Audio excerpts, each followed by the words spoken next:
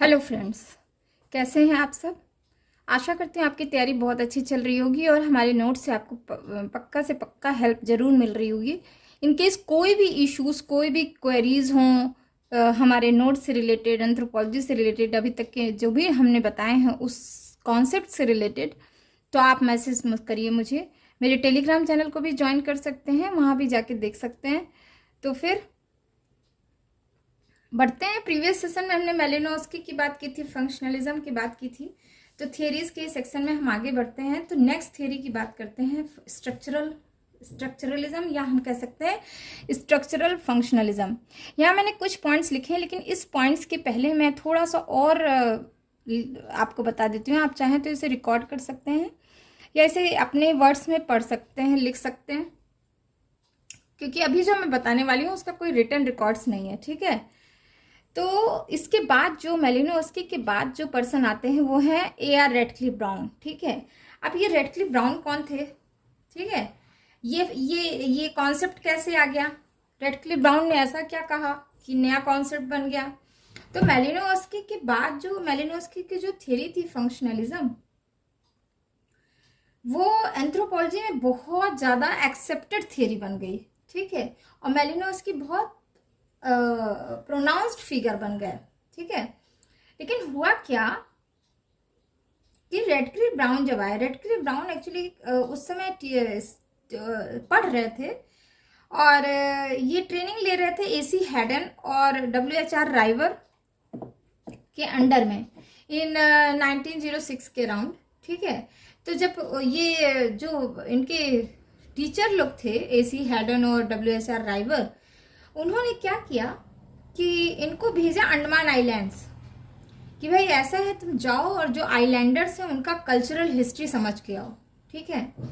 तो वो ये रेडक्लिफ ब्राउन वहाँ पे जाते हैं और वहाँ की मिथ्स को, सेरेमनीज को, फेस्टिवल्स को, कस्टम्स को, जो भी वहाँ पे लोग रहते हैं उनके जीवन को बिल्कुल गहराई से समझने की कोशिश करते हैं। लेकिन हाँ, ध्यान रहे कि अंडमान आइलैंडर्स के पास कोई रिटन रिकॉर्ड्स नहीं था। ठीक है। तो अब ये समझ कैसे रहे थे उस चीज को? वहां पे पार्टिसिपेशन, ऑब्जर्वेशन करके, वहां पे और भी टेक्निक है जो मैं ग्रेजुअली आपको बताऊंगी। इवन कुछ कुछ लोग तो इस तरह करते थे, जैसे फोक टेल्स कहते थे, साथ में शाम को बैठ जाते थे और वो कहानियों के द्वारा उनसे इंफॉर्मेशन लेने की कोशिश करते थे। ठीक है। तो ये वेरियस काइंड है। तो उन्होंने क्या किया, बहुत सारे मिथ्स पढ़े, मिथ्स समझे, अंडमान आइलैंडर्स की बातें समझी। उसके बाद वो सारी डेटा को लिए और उसको एनालाइज किया। एनालाइज करके उन्होंने उस जो भी एनालिसिस में निकला उसको उन्होंने structural functionalist point of view से उसको रखा। ठीक है। लेकिन हुआ क्या कि जो रेडक्लिफ ब्राउन थे ना, वो एमाइल दुर्खीम के कॉन्सेप्ट से बहुत प्रभावित थे। तो उन्होंने क्या किया कि दुर्खीम का जो कॉन्सेप्ट ऑफ फंक्शन था, मैंने पहले भी आपको बताया था जब फंक्शनलिज्म का कॉन्सेप्ट बता रही थी कि दुर्खीम ने फंक्शन का कॉन्सेप्ट सबसे पहले रखा था, सबसे पहले स्पेंसर ने, लेकिन जो एनालॉगी या सबसे पहले जो वर्ड यूज किया था वो दुर्खीम थे। तो उन्होंने जो फंक्शन का कॉन्सेप्ट दिया था उससे ये बहुत प्रभावित थे रेडक्लिफ ब्राउन। ठीक है। तो उनके फंक्शन के अप्रोच को लेके, अपना स्ट्रक्चरल अप्रोच को लेके उन्होंने एक नया कॉन्सेप्ट बनाया रेडक्लिफ ब्राउन ने, उसको कह दिया जाता है स्ट्रक्चरल फंक्शनलिज्म। ठीक है। Structural functional school. ठीक है। तो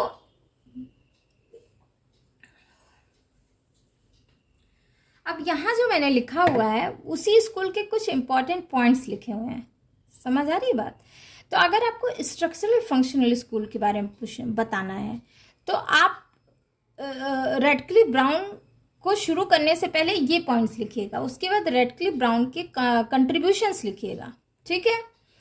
अगर सिर्फ रेडक्लिफ ब्राउन का कंट्रीब्यूशन आ रहा है तो सिर्फ ये चीज लिखिएगा। तो इस तरह आपका कई पर्पस सॉल्व हो रहा है। तो अलग अलग आंसर लिखने की जरूरत नहीं है, उसी बात को वो तरह तरह से घुमा के एग्जामिनर पूछता है। तो आप एक ही साथ बहुत सारी चीजें लिख सकते हैं। अब ये वहां पे आप कैसे आंसर राइटिंग करते हैं, इट्स योर स्किल। ठीक है, किस तरह से क्वेश्चन पूछा जाता है, आप उसको किस तरह से वहां पे लिख के आते हैं। ठीक है, अब पूछ लिया गया कि describe the structural functional school, तो आप ये सारी बात लिखेंगे। ठीक है, अगर पूछ लिया गया contribution of A R. Radcliffe Brown, तो स्ट्रक्चरल फंक्शनल स्कूल तो बाद में आप बताएंगे, पहले इनके बारे में बताएंगे, फिर इन्होंने ये कॉन्सेप्ट दिया था वो बता देंगे। कई बार क्या होता है, स्टूडेंट्स क्या करते हैं, ए.आर. रेडक्लिफ ब्राउन को पूछ रहे हैं तो बता रहे हैं स्ट्रक्चरल फंक्शनलिज्म। नहीं, ऐसे नहीं करना आपको। ठीक है, या सिर्फ ए.आर. रेडक्लिफ ब्राउन के बारे में बता दिया, भाई इन्होंने यहाँ ये यहाँ गए, यहाँ फील्ड वर्क किया, ये किताबें लिखी, बस इतना। ऐसे नहीं करना है। ठीक है, तो आपको खुद आंसर राइटिंग लिख के थोड़ा सा प्रैक्टिस करनी पड़ेगी। अच्छा, इस जो मैं यहाँ पे आपको नोट्स के थ्रू बताते जाती हूँ, उससे एक फायदा आपको एक और मिलता है कि आपको ऑब्जेक्टिव क्वेश्चन तैयार होते रहते हैं। जैसे मैंने लिखा Andaman islanders 1922, social organisation of Australian tribe 1931, तो आप देख रहे हैं क्रोनोलॉजिकली मैंने लिख रखा है, और कौन कौन सी इंपॉर्टेंट बुक्स हैं वो भी लिख रखा है। समझ आ रही बात? तो इससे आपको एक तो ये समझ में आ गया कि ये कॉन्सेप्ट किसने दिया, तो अगर ऑब्जेक्टिव क्वेश्चन आता है आप लिख सकते हैं। कई बार होता है कि दो तीन आंसर दिए होते हैं, पूछता है कि इसमें से कौन कौन से सही हैं, ए करेक्ट, दोनों करेक्ट, तीनों गलत, इस तरह करके। तो इससे आपको कॉन्सेप्ट समझ में आ रहा है, साथ साथ आपको ये भी समझ में आ रहा है कि उस पर्सन का कंट्रीब्यूशन भी समझ में आ रहा है। तो आपको बुक का नाम पता चल गया, कॉन्सेप्ट पता चल गया, कॉन्सेप्ट का डिटेल पता चल गया, उसका क्रिटिसिज्म भी पता चल गया, तो अब आप लिख सकते हैं। ठीक है, तो स्ट्रक्चरल फंक्शनल अप्रोच जो था, ये स्कूल जो है, उसके तो पहले इंपॉर्टेंट पॉइंट समझ लीजिए। तो इसमें मैं लिख के लेके आई हूँ थोड़ा थोड़ा, वैसे इससे ज़्यादा अगर यहाँ आप समझ जाते हैं तो फिर इससे ज़्यादा की ज़रूरत नहीं पड़ेगी। देखिए होता क्या है, इसमें कुछ पॉइंट्स हैं। तो रेडक्लिफ ब्राउन जो भी इन्होंने बताया, और इसके पहले दुर्खीम ने जो बताया, इसके पहले मेलिनोस्की ने जो बताया, वो सारा कुछ मिला के, और जो अब फिर डेवलपमेंट जो आ रहा है थियरीज में, उसको समझते हैं। तो इनके हिसाब से जो इन्होंने बताया उसको देखते हैं कि everything has a form that determine its purpose. जो रेडक्लिफ ब्राउन थे ना, उन्होंने मेलिनोस्की का फंक्शन समझा तो, लेकिन उन्होंने कहा नहीं, सोसाइटी के स्ट्रक्चर को समझना जरूरी है फंक्शन जानने के लिए। समझ रहे हैं? इसीलिए कॉम्बिनेशन में इस स्कूल को बोल देते हैं स्ट्रक्चर फंक्शनलिज्म, इसीलिए कहते हैं क्योंकि सोसाइटी के पार्ट के फंक्शन को समझने के लिए सोसाइटी का स्ट्रक्चर समझना जरूरी है, कैसे ये एक दूसरे से रिलेटेड है, कैसे डिपेंडेंट है एक दूसरे से, कैसे ये वर्कआउट करते हैं। ठीक है, तो यही बात मैंने यहाँ टुकड़ों में लिख दी है कि everything has a form that determine its purpose. ठीक है, ये सोसाइटी के बारे में बात हो रही है तो ध्यान रखिएगा, या social structure. All things are in a state of flux. Flux मतलब एक पुश हो रहा है तो दूसरा भी हो रहा है, एक स्टिमुलेट हो रहा है तो दूसरा भी हो रहा है। समझ रहे हैं? मतलब फ्लक्स मतलब ये cycling between integration and disintegration, बन रहा है, बिगड़ रहा है, बन रहा है, बिगड़ रहा है, मतलब एक सोशल स्ट्रक्चर में एक साइकिल चल रही है। समझ रहे हैं? नेक्स्ट है every form has a structure where parts are of different order of importance.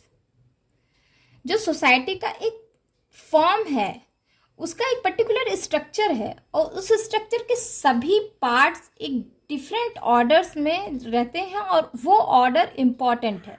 अगर वो ऑर्डर हटा दिया जाए तो फिर फंक्शन होगा नहीं। ठीक है, नेक्स्ट है ईच, समझ रहे हैं, ये मैं सोशल स्ट्रक्चर की बात कर रही हूँ। ठीक है, structuralism. Each part has to contribute to the proper functioning of the total system through actualization of its own potential. एक कल्चरलेशन क्या होता है? एक कल्चरलेशन होता है, आगे मैं जब कॉन्सेप्ट्स में और बताऊंगी कि ट्राइब कास्ट कंटिन्यूम और ये सारी चीजें, उसमें आएगा ये कल्चरलेशन। एक कल्चरलेशन मतलब एक कल्चर दूसरे कल्चर पे सुपर इम्पोज हो जाता है। ठीक है, तो वही बात ये कही गई है कि किसी भी पार्ट के अंदर एक फुल पोटेंशियल होता है कि वो सिस्टम को एक प्रॉपर फंक्शन दे। साथ साथ क्या होता है, अगर कोई आसपास डिफ्यूजन माइग्रेशन हो रहा है तो अकल्चरेशन भी होता रहता है। समझ आ रही है बात? The general trend of every system is to balance the harmony. Generally सभी सिस्टम का एक एक ट्रेंड ये है कि वो हार्मनी को बैलेंस में रखता है। Each and every part fulfil its potential activity as per to its purposive form. समझ रहे हैं? तो उस फंक्शन तक पहुंचने के लिए सभी पार्ट्स को एक सर्टेन पोटेंशियल एक्टिविटी पे परफॉर्म करना पड़ेगा। ठीक है, अपना पर्पस परफॉर्म करना पड़ेगा।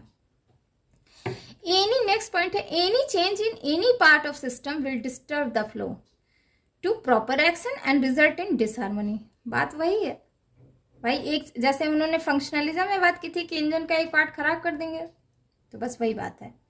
तो यहाँ स्ट्रक्चरलिज्म में बात की जा रही है कि अगर किसी पार्ट में डिस्टर्बेंस हुआ तो दूसरा भी डिस्टर्ब हो जाएगा और डिसहार्मनी हो जाएगी, वो लोग हार्मनी में नहीं रहेंगे, एक बैलेंस नहीं आएगा। It ultimately ends in decay, और इस तरह से वो कल्चरल ट्रेट या कल्चरल सिस्टम डिके की तरफ चला जाएगा। समझ रहे हैं? The parts are usually connected by strong excursion. So the disequilibrium which is produced by any change is soon vanished and a harmonious state is re-established.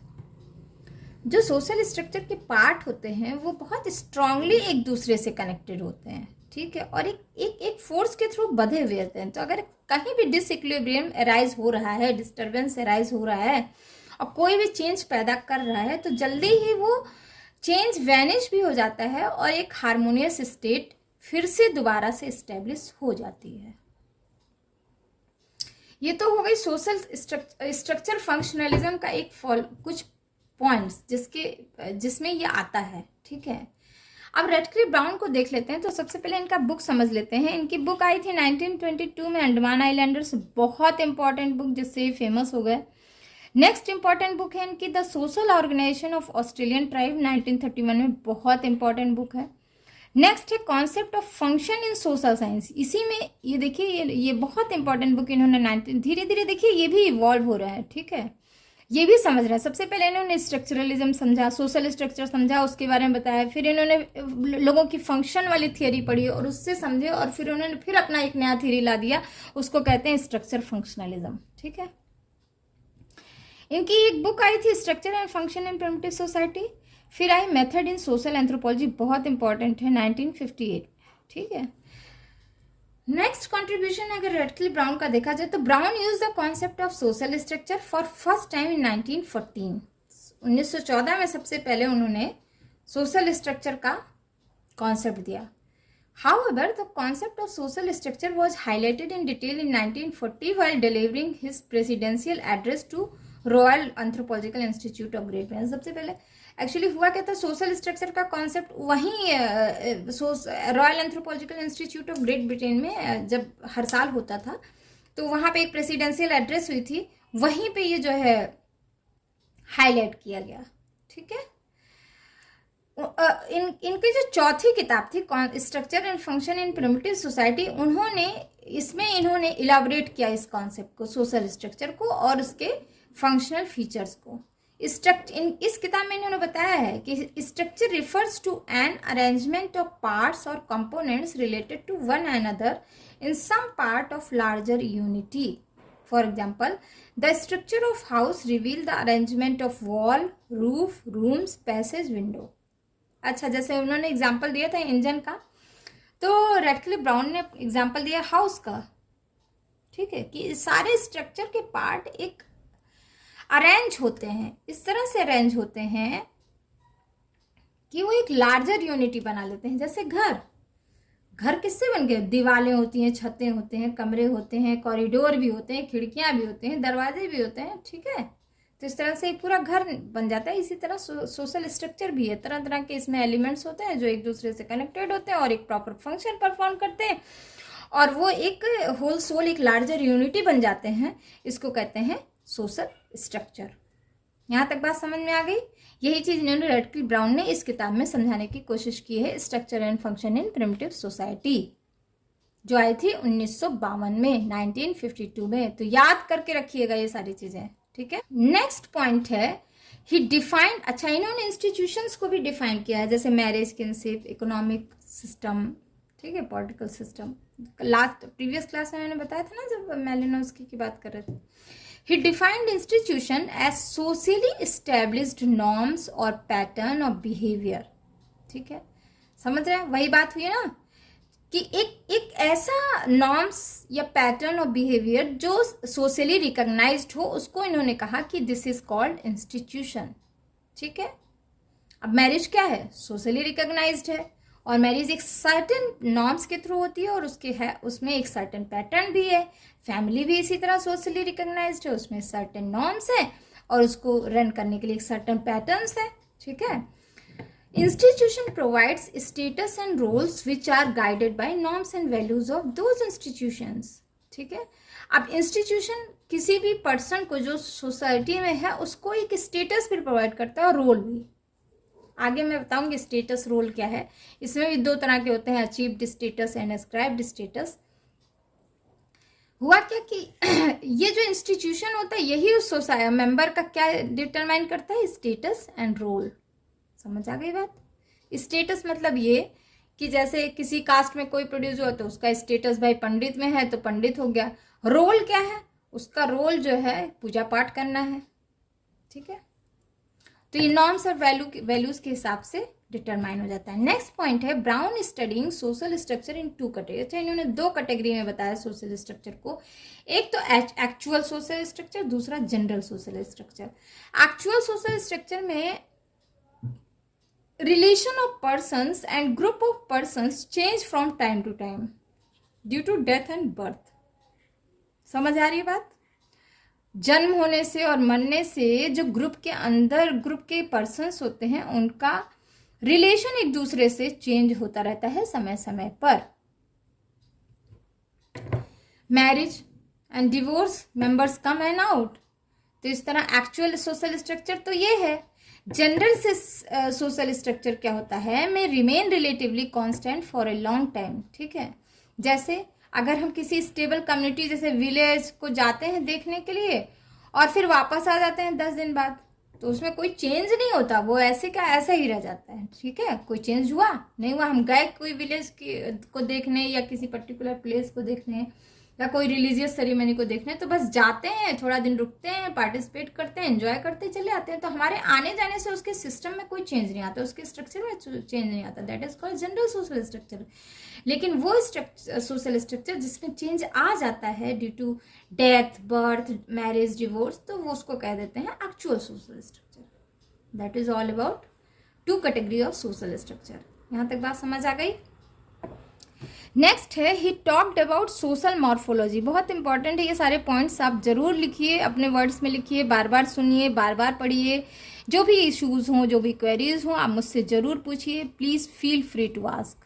ठीक है, जितना आप पूछेंगे मैं भी मोटिवेट रहूंगी उसे रेक्टिफाई करने के लिए. अच्छा, ये देखिए इन्होंने सोशल मॉर्फोलॉजी की बात की. अब ये क्या टर्म आ गया, जो लोग बायोलॉजिकल बैकग्राउंड के होंगे समझ पा रहे हो मॉर्फोलॉजी क्या होता है. Morphology refers to similarities and differences in structural pattern of society. ठीक है, उसका क्या किस तरह से बना हुआ है, कि कौन सी सिमिलरिटीज हैं, कौन से डिफरेंसेस हैं, ये सब कुछ मिला के उसकी मॉर्फोलॉजी होती है. ठीक है, सोशल फिजियोलॉजी क्या है. Social physiology means how social structure function. आप देखते हैं बहुत सारे रूल्स बनते हैं जो बाय द टाइम डेड हो जाते हैं, बहुत सारे रूल्स नए नए बन जाते हैं, तो that is the social physiology. ठीक है, सोशल इवोल्यूशन क्या है. Social evolution means how social structure changes and what are the process which brings change in structural system.